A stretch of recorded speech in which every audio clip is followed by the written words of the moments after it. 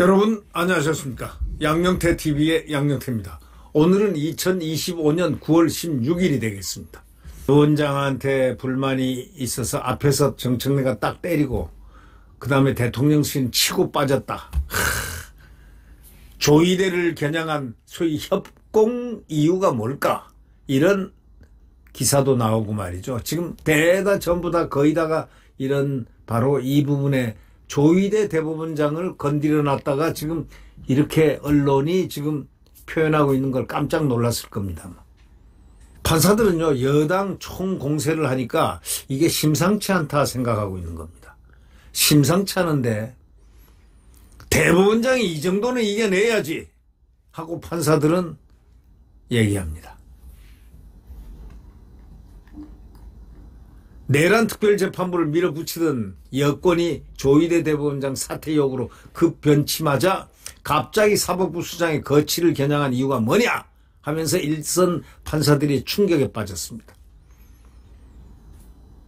15일 오전부터 정청래 더불어민주당 대표가 조 대법원장은 반 이재명 정치투쟁의 선봉장이다. 아예 그냥 정치투쟁의 선봉장으로 딱 그냥 아주 그러니까 반란 선봉장이라는 뜻이죠. 반 이재명 정치투쟁의 선봉장이라는 거는 말만 안 했지. 이건 내란 세력의 선봉장이다 하는 얘기하고 똑같은 얘기 아닙니까 이거? 조 대법원장은 반 이재명 정치투쟁의 선봉장이다. 아, 이게 무슨 말이 이렇게 험악하게 합니까? 지금이라도 물러나라. 이렇게 사퇴를 압박하면서 강유정 대통령실 대변인까지 원칙적으로 공감하고 있다. 이렇게 언급한 게 알려지면서 법원의 충격파가 일파만파로 지금 커집니다. 법원이 일파만파 되면요, 국민들도 마음속으로 그 파도가 일파만파 아니고 일파, 10만파, 100만파가 되는 겁니다. 네. 왜냐하면 대법원이 무너지면 국민들의 자유가 없어진다는 인식을 알고 있기 때문에 정청래를 보면 자유의 개념이 느껴진다. 이런 얘기입니다. 정청래는 국민의 자유 아랑곳 없습니다. 이런 얘기를 사법부를 마음대로 이렇게 능멸할 정도 되면 말이죠. 이거는 국민의 자유 인권에 대한 그런 거 생각하지 않는 거야. 그가 지향하는 나라가 어딘가? 이게 히틀러인가? 나치스인가? 지금 이런 얘기가 나오고 있잖아요, 언론에. 언론에 그런 얘기가 나오고 있어요.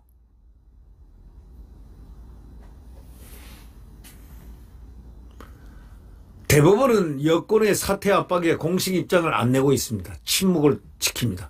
언급 자체를 극도로 지금 자제하고 있습니다. 법원 행정처 관계자는요, 입장 없다.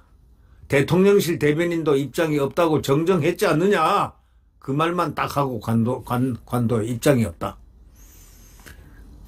이 판사들은요, 갑자기 이유가 뭐냐. 대법원장이 직위원 못 바꿔. 이 얘기입니다.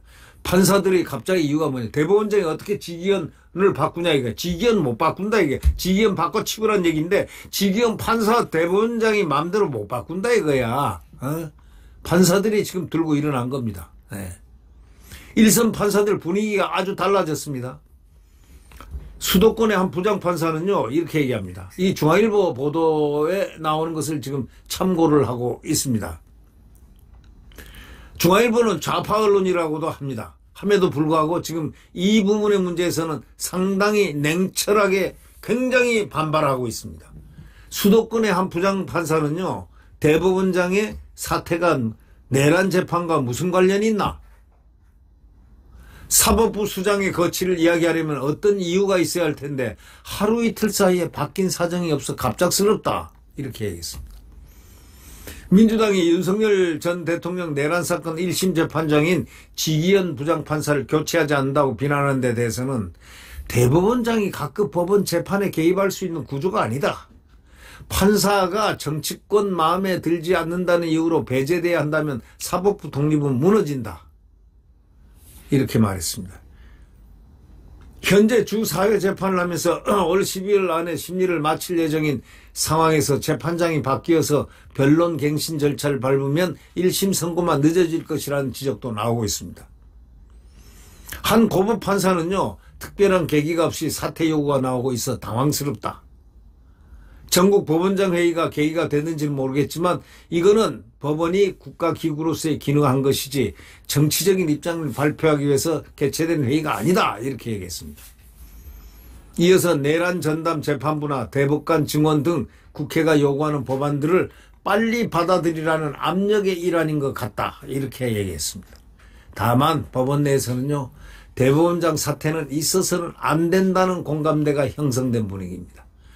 또 다른 고 판사는 사법부 독립을 위해서 대법원장이 이 정도는 이겨내야 한다, 이렇게 말하면서 사법개혁에 대한 국민의 욕구가 분출하고 있는 것은 받아들이고 공판 중심주의, 사실심의 강화 등을 통해서 국민의 신뢰를 얻기 위해 노력해야 된다. 이 최종은 국민입니다.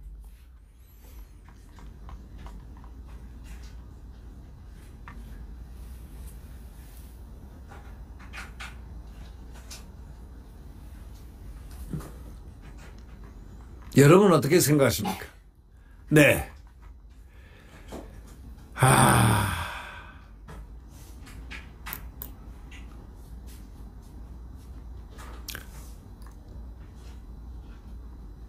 조이대를 겨냥한 협공 이유가 뭘까요? 조이대 대법원장 거취를 둘러싼 언급이 더불어민주당과 대통령실에서 동시에 나왔잖아요.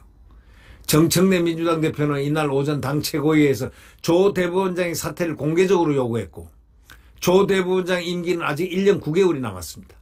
2년이 남았습니다.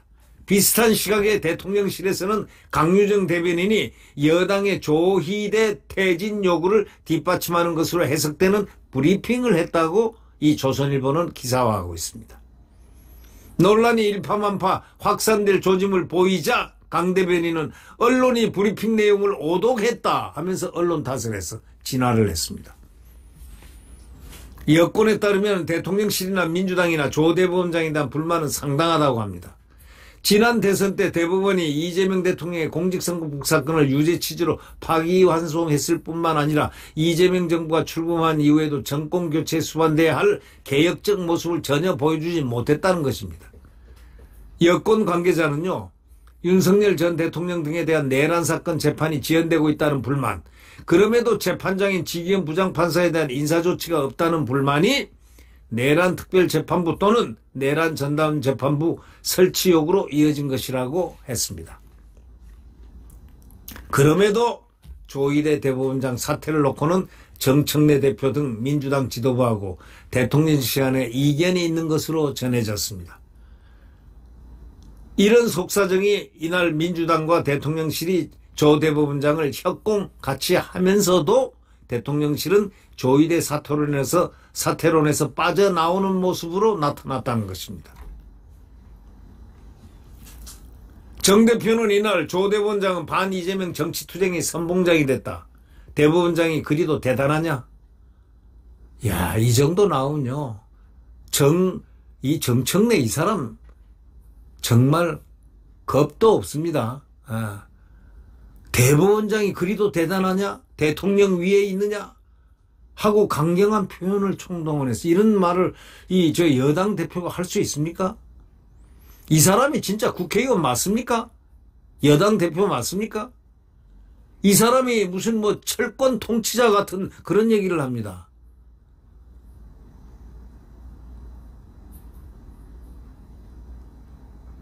이 사람이 이 조선시대 임금입니까?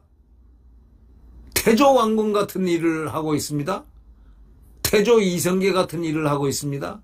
이렇게 무섭습니다, 이 정청래.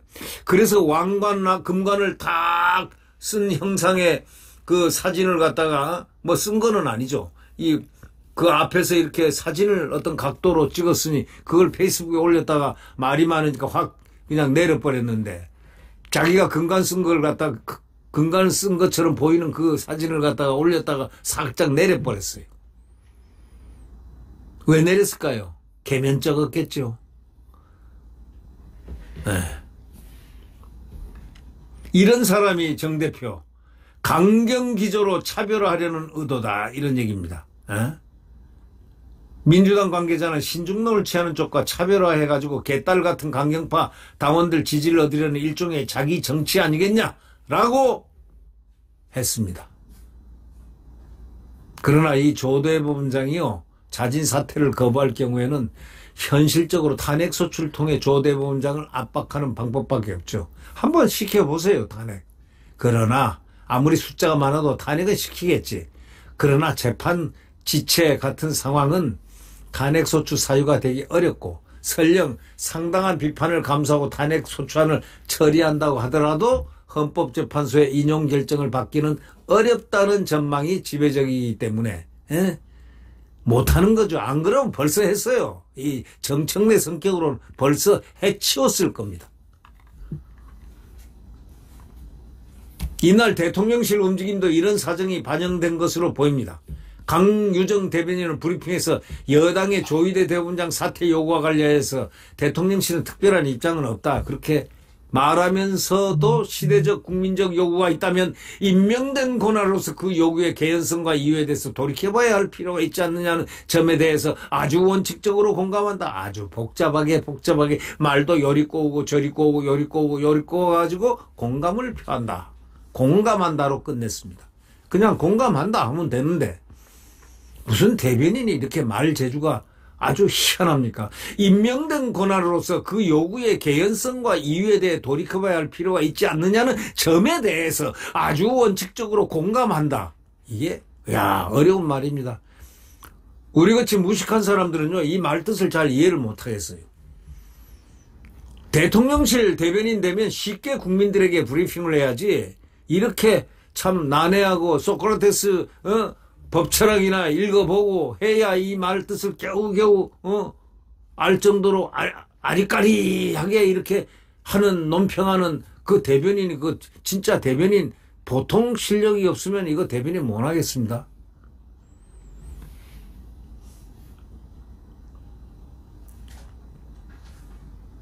강 대변인은 또 뭐라고 했느냐.